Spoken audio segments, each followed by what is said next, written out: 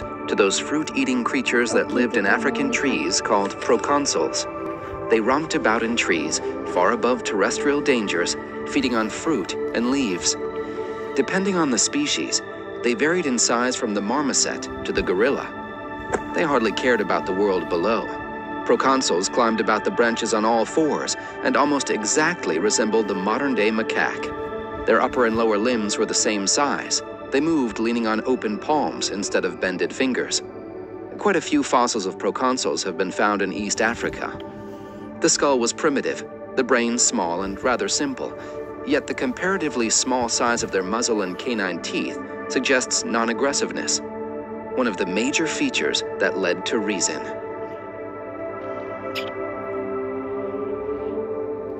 But 10 million years ago, a drop in temperature made the African jungle sparse, which rendered it impossible to move from tree to tree via branches. Forced to leave the trees, the descendant of proconsul, Ardipithecus, began moving on their rear limbs. Australopithecus. Their feet were still prehensile, but with special arches that allowed bipedalism. The nearly complete skeleton of an Ardipithecus named Ardi proves that these creatures were able to walk, albeit not as easily as we do.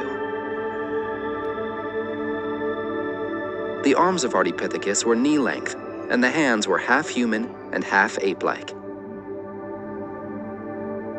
The first steps were taken to climb the next tree. Ardipithecus didn't want to leave tree crowns, their habitual homes.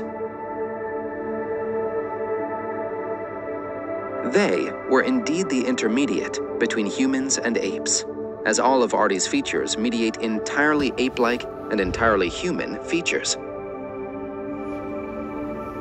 But life moved on. Trees became sparse, and Africa turned into a boundless savanna. 4 million years ago, new creatures paced in the savanna, gracile australopiths. They were well adjusted to their new home.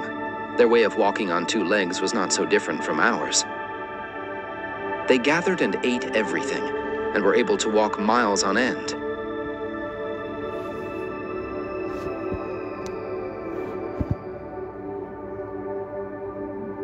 They formed cohesive groups, which allowed them to repel any danger.